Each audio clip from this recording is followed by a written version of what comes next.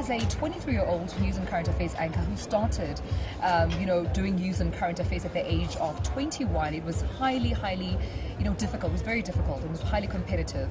As you know, this industry is mostly, occupied by elderly counterparts who possess so much experience and wisdom. And I suppose it was a bit of a culture shock from the viewer's perspective to see this young child who's going to be talking about politics. Were you alive during the apartheid era? Were you alive during the revolution of the democracy? So it was very difficult for me to win over viewers and to have them entrust that I know what I'm doing.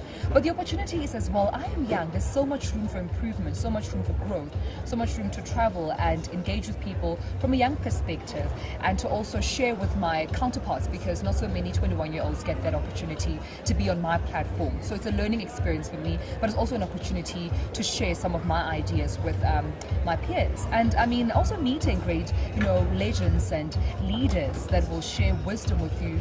I think there's nothing as worse as going through something and not having someone to cry on their shoulders. So you have leaders that are always open and willing to listen to you and to guide you.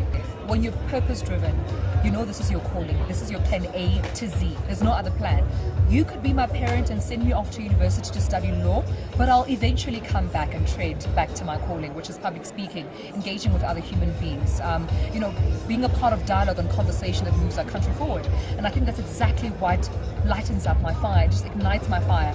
When I talk about it or when I'm in my element, I literally am in a trance. Sometimes I get home, I'm like, did I just say that? Oh my God, they probably thought I was an idiot. But when you do what you love, you never work a day in your life. It's all fun. You engage with people, you're lighthearted, people engage with you, but connect with you spiritually, because you're not fake, you're authentic, and it comes off as you talk and engage with people. I've planned so much for my career, and I mean, God has a way of just saying, you know what, you are the funniest comedian ever, because I have plans for your life, and I want to leave it all up to Him. I know that I want to be a student for life.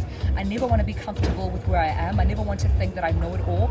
I constantly want to talk to people, whether you're a cleaner, a security guard, a CEO, a manager. I don't care what position you're in. I feel like there's something in you that I can learn from and impact me. So when I'm at the TLC, I can make it seem like it's my own, but actually I got it from Rochelle, But I constantly want to learn, and I think as you learn and you open up yourself to education, you never know where you might land. Who knows? I might just be the president, of a country, or I might just be, the CEO of a huge international company. But if I put myself in a box and say, hey, I will stick to news, I would never know. So we'll see what the universe has in store for me.